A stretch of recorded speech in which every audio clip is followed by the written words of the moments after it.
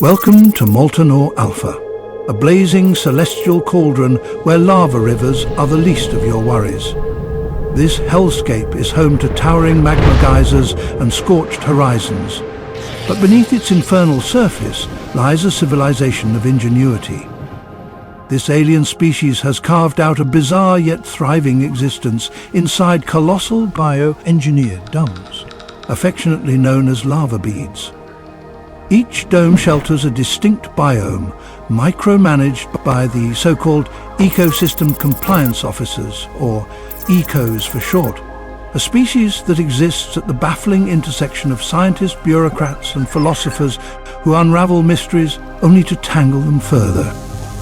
Each biome is a meticulously crafted world, monitored by an individually assigned eco, balancing on the fine line between nature's chaos and an intergalactic prank. Within these biomechanical marvels of engineering, you'll find ecosystems that defy logic, evolution that happens at whatever speed it feels like, and food chains that sometimes swap roles just to keep things interesting. Rivers might flow in reverse. Some trees reportedly change color based on how much they like the creatures standing beneath them. Some domes feature steam puffers that pop as soon as someone tries to have a conversation, like this one. Now, let's take a closer look at some of the most fascinating specimens in the ever-growing collection of the ecos, a curated showcase of civilizations, creatures and biomes that range from the extraordinary to the utterly ridiculous. This planet is less of a world and more of a living museum, where evolution's greatest experiments, and worst mistakes, are carefully preserved for study, entertainment and the occasional interstellar tourist who enjoys watching nature lose its mind. Now, let's take a look at some of the most remarkable specimens the ecos have gathered within their domes. Each one is a testament to the bizarre, the unexpected and the downright questionable outcomes of evolution across the cosmos. Some are wonders of biology. Others are cautionary tales, and a few exist purely to make visiting scientists reconsider their career choices. Welcome to Snacktopia, a dome designed to preserve what's left of the glims, a once great telepathic species that, through a series of increasingly bad lifestyle choices, has ended up here doing, well, very little. The glims were once an elite race, their minds sharp enough to reshape reality itself. Then one day they invented mytoflares, floating orbs that provide food on demand, and that was the last thing they ever accomplished. With struggle erased, so was ambition. Over millions of years their civilization dissolved into a slow-motion food coma. Muscles? Gone. Motivation? Deleted. Now the glims just sit, stare, and occasionally get overwhelmed by the effort of choosing lunch. The ecos gathered them up, not to help, just to document one of the most spectacular evolutionary facepalms in history. Snacktopia now serves as a living museum, a scientific curiosity, and an interstellar tourist attraction for those who enjoy watching an entire species embrace the art of doing absolutely nothing. For the thrill-seekers, the reckless, and those who have a deeply concerning lack of self-preservation instincts, we present Dome 66, a carefully curated, highly lethal, and completely unnecessary collection of the worst things in the universe. Officially, Dome 66 is classified as a high-risk containment facility. Unofficially, it's the galaxy's most exclusive hunting ground, combat arena, and amusement park for those who find roller coasters too boring. It houses every nightmare the ecos could legally acquire, and several they technically weren't supposed to. In Dome 66, survival isn't just unlikely, it's actively discouraged. The roots will grab you, the vines will strangle you, and the flowers spit neurotoxins. The water has a suspicious habit of dissolving anything that lingers too long, The trees shed hallucinogenic pollen, and if something looks harmless, it's just waiting for you to let your guard down. The rules.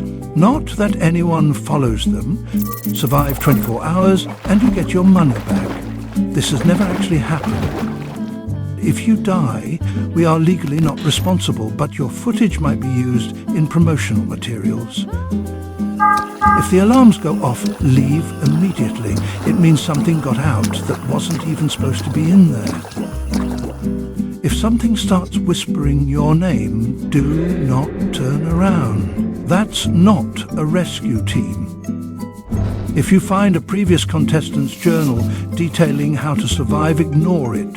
They clearly didn't make it. The ecos are watching, but they will not intervene. However, they will take bets on how long you last.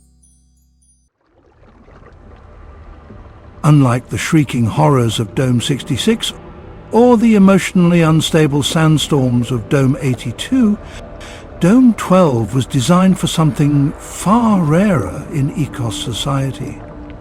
Relaxation.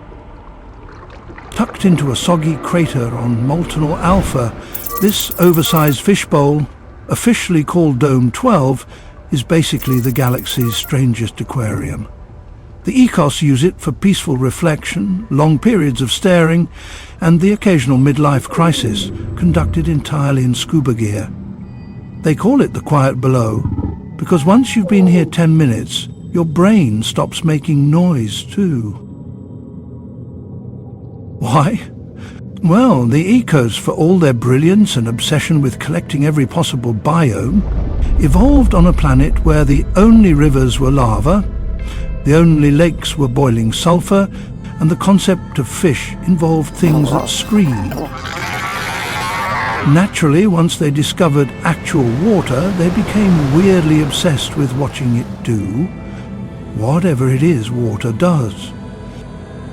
Inside the dome lies a massive oceanic world, filled with singing crustaceans, translucent leviathans that pulse with light, sentient anemones that rearrange themselves into passive-aggressive shapes, and schools of psychic jellyfish that drift in synchronized indecision.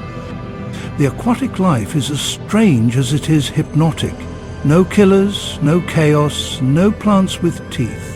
Just slow-floating weirdos, glowing calm, and life forms that radiate peace unless provoked by jazz music. Visitors are welcome to Dome 12, but must follow a strict rule. No flash photography. It startles the creatures and makes the glowing ones overcompensate for hours. Do not make direct eye contact with the mirrorfish. It will reflect your deepest insecurities, and no, it doesn't offer refunds. If a fish starts following you, let it. It's probably just lonely. Or cursed. Either way, it's polite to acknowledge it. And please refrain from offering unsolicited life advice to the shrimp. They already have enough pressure. As always, the ecos thank you for your attention, your curiosity, and your continued willingness to spectate nature's fever dream. Like if you survived emotionally, subscribe if you'd risk it physically, and comment which dome you'd visit if you had a really good insurance plan.